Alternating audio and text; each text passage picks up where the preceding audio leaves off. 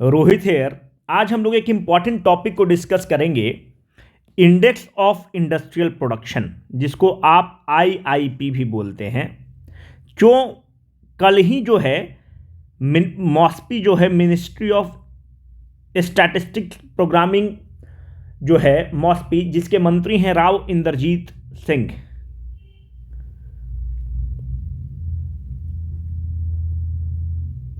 गुड़गांव के सांसद हैं। इनके मंत्रालय ने, मॉस्पी मंत्रालय ने इंडेक्स ऑफ इंडस्ट्रियल प्रोडक्शन, जिसको औद्योगिकी सूचकांक भी बोलते हैं, हिंदी मीडियम के में अगर आप जो स्टूडेंट्स हैं उनके लिए है कि it is called as the औद्योगिकी उत्पादन सूचकांक, अंग्रेजी में इंडेक्स ऑफ इंडस्ट्रियल प्रोडक्शन बोलते हैं। कल इसका डेटा रिलीज हुआ है, तो हम लोग इसके कंसेप्ट को समझने की कोशिश करेंगे। ठीक है, will go into the conceptual understanding. और अगर आप देखें तो इस टॉपिक पर पहले प्रश्न पूछा जा चुका है। यह आपका बीपीएससी 67 का प्रश्न है कि which of the following agency releases the index of industrial production to measure the industrial performance in India? NSSO, Reserve Bank of India, CSO, ISI. अगर आप बीपीएससी का ट्रेंड देखेंगे तो बीपीएससी जिस टॉपिक को उठाता है, आप देखेंगे कि अगर आईआईपी अभी उठा चुका है बीपीएससी, तो आईआईटी के अंदर, आईआईपी के अंदर अब वो डेल्व करेगा, अब इसके अंदर जाकर क्वेश्चन पूछेगा। तो इससे अच्छा ये है कि हम लोग तैयार हो जाएं। इसका उत्तर क्या है?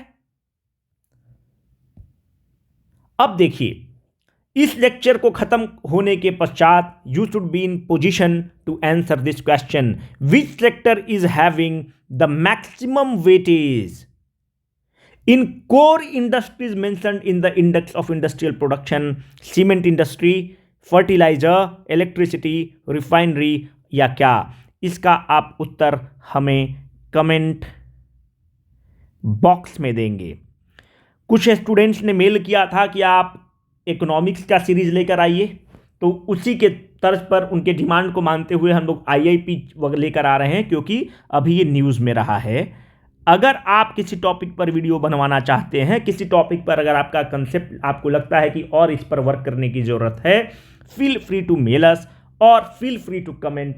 Our team will reach back to you, will come back to you. ठीक है, let us start and let us decode. IIP का डेटा कल ही रिलीज हुआ है, the data has been release. अब देखिए, इसका उत्तर मैंने आपको बता दिया, इसका उत्तर आपको कमेंट बॉक्स में देना है। अब देखिए, पहली बात यह है कि कौन देता है? नेशनल स्टैटिस्टिकल ऑफिस देता है। Ministry that gives the IIP is MOSPI. कैसा डेटा है? मंथली डेटा दिया जाता है। Index of industrial production monthly आता है। कौन देता है? मॉस्पी के अंदर ही जो यूनिट है, नेशनल स्टैटिस्टिकल ऑफिस, जिसको पहले सीएसओ कहते थे, सेंट्रल स्टैटिस्टिकल ऑफिस, जिसका नाम बदल के एनएसओ कर दिया गया है, वो मॉस्पी मंत्रालय के अंदर है, वही देता है। याद रहे, यही मंत्रालय आपको जीडीपी का डेटा भी देता है। ऐसा नहीं है कि मिनिस्ट्री ऑफ फाइनेंस देता है, मॉस्पी जीडीपी के डेटा कैलकुलेट करके जीडीपी की आकलन करता है और जीडीपी के बारे में बताता है। तो this can be a probable question. Base year क्या है? ये पीआईबी का डेटा है। Base year index of industrial production का 11-12 है। क्या है बेस ईयर? 11-12 से हम लोग तुलना करते हैं कि 11-12 में अगर उस चीज़ की वैल्यू को आप 100 मान लेते हैं और फिर वहाँ से तुलना करते हैं। अगर मानते हैं कि अभी 120 रुपया है कोई चीज़, किसके तुलना में 120 रुपया है? अगर हम बोलेंगे कि 20% का इंक्रीमेंट है, तो मेरा बेस ईयर क्या है? 11-12 वाला डेटा बेस ईयर है। पर इस केस में जो हम लोग ग्रोथ कैलकुलेट करते हैं वो मंथली बेसिस पर कैलकुलेट करते हैं, याद रखिएगा।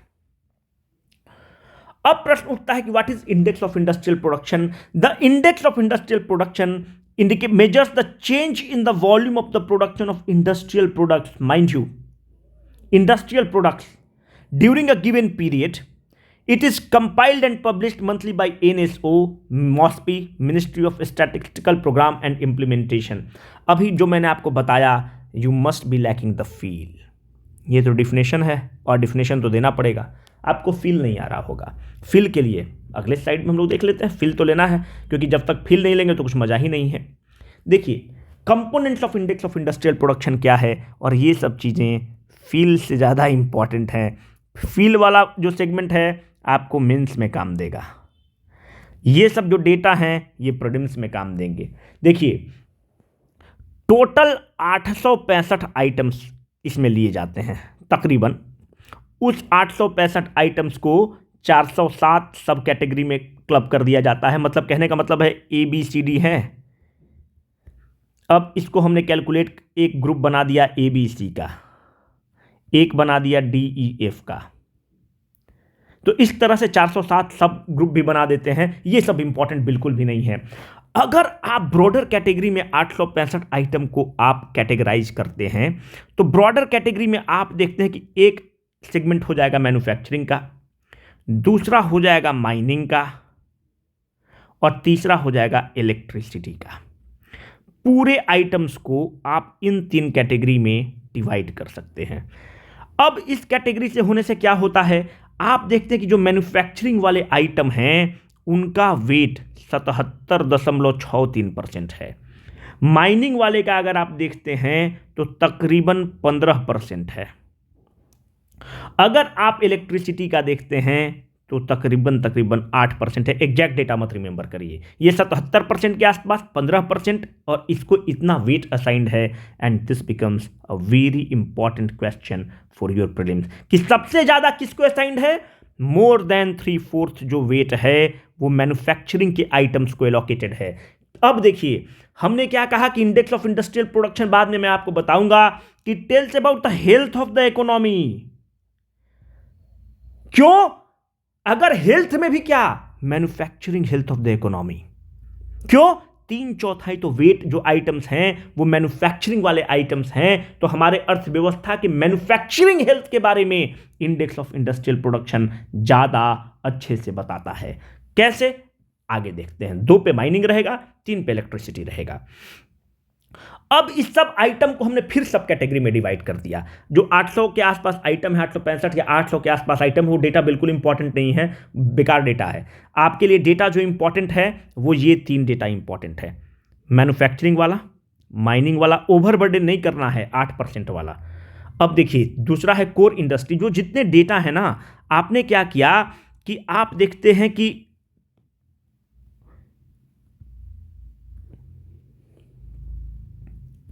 इसमें आपने 8, इसमें टोटल सब कैटेगरी हमने बना दिया था. अब हमने क्या किया कि हमने 8 इंडस्ट्री को चुना है.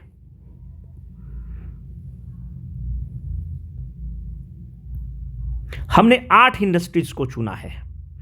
वो 8 इंडस्ट्री क्या है? CCC फ्रेंड्स, ये कोड है, आप अपना बना सकते हैं. Cement, coal, crude oil, fertiliser, refinery, electricity, natural gas, and this is steel. ये इंडस्ट्रीज को हम लोग कोर इंडस्ट्री बोलते हैं. क्यों कोर इंडस्ट्री कहते हैं? Why this separate segregation? This is called as the core industry because इनका contribution to the GDP is immense. इनका contribution to the job creation is immense. तो जिन इंडस्ट्रीज का contribution to the GDP is immense, we call it as a core industry.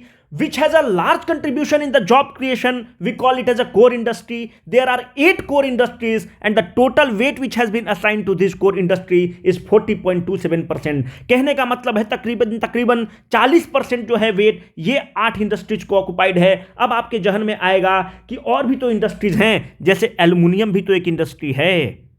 पर आपने उसको core industry में नहीं काउंट किया, क्यों? देखिए, अभी एक वीके सारस्वत की कमेटी बनी थी, वीके सारस्वत सर की। वीके सारस्वत सर ने कहा कि एल्युमिनियम इंडस्ट्री को भी आप कोर इंडस्ट्री में काउंट करिए। क्यों? एल्युमिनियम इंडस्ट्री का जो मैन्युफैक्चरिंग का जीडीपी है उसमें 2% कंट्रीब्यूशन है। जो एल्युमिनियम इंडस्ट्री है वो 8 लाख जॉब देता है डायरेक्टली और इनडायरेक्टली। आपका क्राइटेरिया क्या है कोर इंडस्ट्री का? हमारा क्राइटेरिया कोर इंडस्ट्री का ये है कि इसका जीडीपी में कंट्रीब्यूशन इमेंस होना चाहिए, वो जॉब क्रिएशन करना चाहिए। तो उनका वीके सारस्वत कमेटी का ये था, जो भी नीति आयोग के मेंबर भी हैं, उनका ये सलाह था कि एल्युमिनियम इंडस्ट्री को भी कोर इंडस्ट्री में कैलकुलेट करिए। अभी 8 कोर इंडस्ट्री हैं, मेक इट 9। ठीक है, it will give you a real picture about the core industry. ठीक है, तो कहने का मतलब है कि जब इंडेक्स ऑफ इंडस्ट्रियल प्रोडक्शन आता है तो हम लोग देखते हैं कि हमारे कोर इंडस्ट्रीज कैसे कर रहे हैं।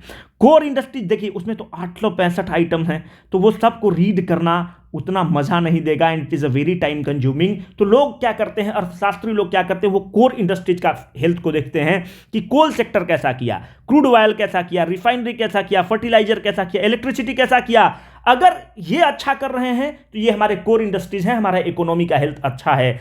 इसमें सबसे इंपॉर्टेंट बात यह है कि सबसे ज्यादा कोर इंडस्ट्री में वेट किसको दिया गया है? एक तो इनका टोटल वेट 40.27% है। किसमें? टोटल आइटम में।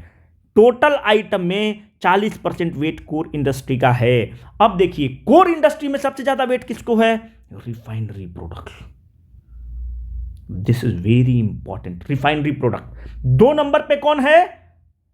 Electricity. This is very important, ये कोर इंडस्ट्री है। 3 नंबर पे कौन है? स्टील उद्योग। तो what I wanted to emphasise over here is कि अगर कोर इंडस्ट्री में आपसे पूछा जाता है कि ये बताओ कि कोर इंडस्ट्री में सबसे ज्यादा वेट किसका है, तो कोर इंडस्ट्री में सबसे ज्यादा वेट रिफाइनरी का है। ठीक है, उसके बाद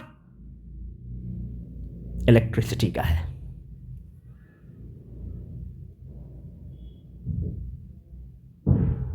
ठीक है, तो इसको आप ध्यान रखिएगा। Now the point is what this IIP is all about. ये डेटा से हमको मिलता क्या है? ये डेटा का बेसिकली 2 कारण है। एक कारण ये है कि हमारे ये अर्थव्यवस्था का हेल्थ बताता है कि आपकी अर्थव्यवस्था की स्थिति कैसी है, और दूसरा ये बोलता है कि क्या पॉलिसी इंटरवेंशन रिक्वायर्ड है अभी। What policy intervention is required, but how? This is very important नो, कि ठीक है, ये हमको रटना नहीं है कि हेल्थ बताएगा कैसे। अभी देख लेते हैं कैसे पॉलिसी इंटरवेंशन की जरूरत है। अभी इसको डिकोड करते हैं। देखिए, अभी जो रिसेंट वाला डेटा है इसको याद करने की बिल्कुल भी जरूरत नहीं है, समझने के लिए। देखिए, कह रहा है कि हमने अभी क्या बताया? मैन्युफैक्चरिंग, माइनिंग, सारे आइटम को आप यही 3 आइटम में डिवाइड कर देते हैं। कह रहा है कि माइनिंग जो है वो 2.6% से ग्रो किया है। ये डेटा मंथली आता है। In December compare to 4.9% a month ago. इसके पहले वाले मंथ में जो ग्रोथ था वो 4.9% का माइनिंग में ग्रोथ था, अभी 2.6 है। मतलब क्या हुआ है? कम हुआ है माइनिंग का ग्रोथ। माइनिंग में बहुत सारे आइटम हैं, मानते हैं कि 865 आइटम में मानते हैं कि 100 आइटम इसमें होगा। तो ये 100 आइटम वाला जो सेगमेंट है वहां पे ग्रोथ का रिडक्शन हुआ। तो ये क्या बता रहा है? माइनिंग सेगमेंट का हेल्थ बता दिया। ठीक है, कि भाई आपका ग्रोथ पुअर हुआ है। दूसरा, जैसे देखिए, manufacturing output has a contraction of 0.1%। मानते हैं कि पहले 100% था, तो अब घट के 99.9% हो गया है। ठीक है, कहने का मतलब हमारा ये है कि मैन्युफैक्चरिंग में कितने आइटम होंगे? मानते हैं कि 400 आइटम हैं। तो ये आइटम को इंडिविजुअली रीड करने के बजाय हमें ये पता चला कि यहां पे क्या हुआ है? कॉन्ट्रैक्शन हुआ है। मतलब हमारे देश के मैन्युफैक्चरिंग सेक्टर में इस महीने ग्रोथ अच्छा नहीं हुआ, माइनिंग सेक्टर में ग्रोथ अच्छा नहीं हुआ। जब ग्रोथ अच्छा नहीं हुआ तो सरकार क्या करती है? नीति बनाती है। अब बोलेगा कि आप ऐसा नीति बनाइए जो मैन्युफैक्चरिंग सेक्टर को बढ़ावा दे, आप ऐसा नीति लेके आइए जो माइनिंग सेक्टर को बढ़ावा दे। मानते हैं हो सकता है माइनिंग में इसलिए डिप हुआ हो कि इन्वायरमेंटल क्लियरेंस ही नहीं दे रहा होगा इन्वायरमेंट मिनिस्ट्री। प्रधानमंत्री क्या करेंगे, इन्वायरमेंट सेक्रेटरी को बुलाएंगे, बोलेंगे कि भाई साहब क्लियरेंस दिया जाए। तो यहां पे क्या हो रहा है, पॉलिसी इंटरवेंशन हो गया, है ना। तो this is how this IIP data is very important for the policy intervention. It is telling you about the health of the different economy. ठीक है, देखिए हम लोग अगर इकोनॉमिक्स में अगर इस चीज़ का अगर जिक्र नहीं करेंगे ना, तो इकोनॉमिक्स का लेक्चर ही अधूरा है भाई। और हमने कल भी आपको बताया कि जो जिस व्यक्ति ने इस कंसेप्ट को समझ लिया उसके लिए इकोनॉमिक्स चवन्नी है। सी क्या है, पर्सनल कंजम्पशन। आई क्या है, investment primarily by the corporate. G क्या है, भारत सरकार वो जो निवेश कर रही है। भारत के केस में इनेक्स को हम लोग काउंट नहीं करेंगे, नेट एक्सपोर्ट इज पॉजिटिव। हमने बताया कि ये 4 पहिया हैं गाड़ी के। गाड़ी कब चलेगा, गाड़ी को चलने के लिए 2 पहिया चलेगा तभी चलेगा। इनेक्स वाला पहिया तो हमेशा ये चल रहा है। सी और आई में कल के वीडियो में हमने बताया कि प्रगाढ़ मित्रता है, एकदम प्रगाढ़। प्रगाढ़ मतलब अगर कंजम्पशन बढ़ेगा तो इन्वेस्टमेंट बढ़ेगा, कंजम्पशन घटेगा इन्वेस्टमेंट घटेगा। ये तो चल रहा है। देखिए कंजम्पशन कैसे बढ़ता है, कंजम्पशन तब बढ़ेगा, कंजम्पशन क्या है, टीवी, फ्रिज, एसी, फ्लैट, मकान जो हम लोग खरीदते हैं, ये सब पर्सनल कंजम्पशन है। कंजम्पशन तब बढ़ेगा जब आपके पास जॉब होगा। जब आपके पास जॉब होगा तो क्या होगा, पैसा आएगा। पैसा में हम लोग इसका कंट्रीब्यूशन अराउंड 56% के आसपास जीडीपी में होता है। पैसा आएगा तो हम लोगों की ज़रूरतें हैं, हम लोग टीवी खरीदेंगे, कल मोबाइल बदलेंगे, ये चीज़ करेंगे। जब 10 आइटम का हमें ज़रूरत था, पैसा आया, हमारी ज़रूरतें ज़्यादा हैं, हमारा 100 आइटम का डिमांड हुआ। पहले मानते हैं कि पहले अब 100 पेन का डिमांड हो गया। पहले एक पेन 10 पेन का डिमांड था, रिनॉल्ट का पहले एक फैक्ट्री था। इस डिमांड को मीट करने के लिए उसको और ऐसे 10 फैक्ट्री लगाने पड़ेंगे। जब 10 फैक्ट्री लगाएंगे तो क्या हुआ, जॉब फिर से क्रिएट हो गया। जॉब फिर से क्रिएट हुआ तो फिर सी को बढ़ावा दे दिया, सी ने आई को बढ़ावा दिया, आई ने इंटर्न सी को बढ़ावा दे दिया, तो सी भी चल पड़ा, आई भी चल पड़ा। और गवर्नमेंट जो है वो तो खर्च करने के लिए ही है, वो तो खर्च करेगी ही अपने औकात से ज़्यादा। But what is important over here, how this intervention is required. Now let us decode this. देखिए हुआ क्या कि आई अभी डाउन है, इंडेक्स ऑफ इंडस्ट्रियल प्रोडक्शन ये कह रहा है कि भाई साहब इन्वेस्टमेंट अभी आपका डाउन है। क्यों, इन्वेस्टमेंट कौन कर रहा है, प्राइवेट सेक्टर कर रहा है।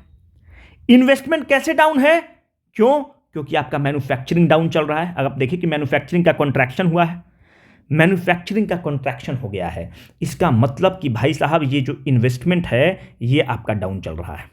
भारत सरकार को पता चल गया कि इन्वेस्टमेंट डाउन चल रहा है। बट इन्वेस्टमेंट क्यों डाउन चल रहा है, इन्वेस्टमेंट इसलिए डाउन चल रहा है कि सी और आई में दोस्ती है, सी डाउन चल रहा है। सी क्यों डाउन चल रहा है, आपने लॉकडाउन लगाया, आपने डिमोनेटाइजेशन किया, आपने जीएसटी को पुअरली इंप्लीमेंट किया, लोगों के पास जॉब नहीं है। जब जॉब नहीं है तो मंथली सैलरी नहीं है, जब मंथली सैलरी नहीं है तो कंजम्पशन डाउन है, और कंजम्पशन डाउन है, आई उसी पर डिपेंडेंट है, आई डाउन है। यही तो इंडेक्स ऑफ इंडस्ट्रियल प्रोडक्शन कह रहा है कि आपका मैन्युफैक्चरिंग डाउन चल रहा है, इलेक्ट्रिसिटी डाउन चल रहा है। अगर प्लांट चलेगा, मैन्युफैक्चरिंग यूनिट्स चलेंगे तभी तो इलेक्ट्रिसिटी का खपत होगा। इसका मतलब सरकार को एक क्लियर कट सिग्नल मिल गया कि भैया इन्वेस्टमेंट डाउन है। इन्वेस्टमेंट तभी डाउन होगा जब सी डाउन होगा। अगर डिमांड जनता का होगा तो निवेशक निवेश करेगा ही करेगा। तो अब सरकार को क्या करना होगा, सरकार को इंटरवेन करना होगा। कहां इंटरवेन करना होगा, सी वाले सेगमेंट में इंटरवेन करना होगा। और सरकार को कहां इंटरवेन करना होगा, आई वाले सेगमेंट में इंटरवेन करना होगा। क्या सरकार इंटरवेन कर रही है, बिल्कुल। आई क्या है, investment by the corporate basically और द प्राइवेट सेक्टर। अभी आपने देखा होगा कि शक्तिकांत दास जी ने रेपो रेट को अनचेंज्ड रखा है, कहा कि हम रेपो रेट को चेंज नहीं करेंगे। अगर रेपो रेट 4% था तो 4% रहेगा। मतलब लोन क्या है, इजिली अवेलेबल है।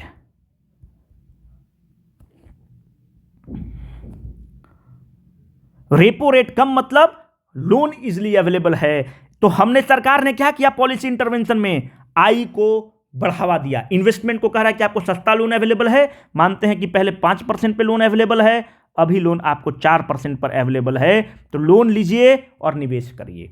सरकार कहां गड़बड़ फिर कर रही है? सरकार जी वाला चला रही है क्या? बिल्कुल चला रही है। सरकार का अगर आप बजट देखें तो सरकार ने इस बार कैपिटल एक्सपेंडिचर पे जम के अपना खर्च करने का निर्णय लिया है, जो कि बहुत ही स्वागत योग्य कदम है। भारत के केस में एनेक्स क्या होता है उसको देखना ही नहीं है, वो पॉजिटिव है।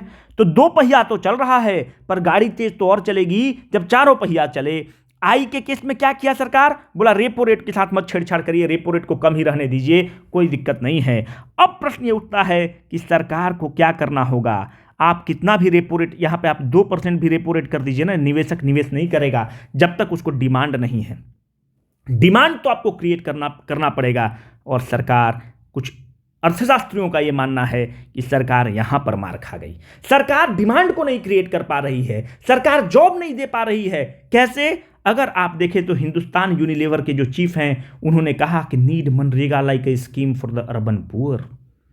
मनरेगा क्या है? मनरेगा याद रखिए, मनरेगा भारत के इतिहास में एक अमृत कलश है। यह मेरा कहना स्टेटमेंट नहीं है, यह जनरल विश्व के बेहतरीन इकोनॉमिस्ट का कहना है कि भारत का एक अमृत कलश है। जब लॉकडाउन लगा, जब जनता गांव की तरफ भागी, तो उसको रोजगार चाहिए था। आपको यह पता होना चाहिए कि यह लीगली टेनेबल है। अगर जनता मांगी नौकरी, ये डिमांड ड्रिवन है, तो सरकार को नौकरी देना ही है। भले 200 रुपया दे, 212 रुपया दे, 215 रुपया दे, जो भी तय है उतना ही दे, पर देना जरूर है सरकार को। जब सरकार उसको पैसा देगा तब क्या होगा? वो दाल खरीदेगा, सब्जी खरीदेगा, अपनी जरूरत की चीजों को खरीदेगा। जब भी जरूरत की चीज खरीदेगा, तेल, दाल, दलहन, कुछ भी खरीदेगा, टीवी, फ्रिज, पंखा, कलम, कॉपी, सी बढ़ेगा, निवेश हो जाएगा। तो HUL चीफ का कहना है कि सरकार को मनरेगा की तरह की स्कीम अर्बन पुअर के लिए भी लाना चाहिए। अभी तक मनरेगा किसके लिए है?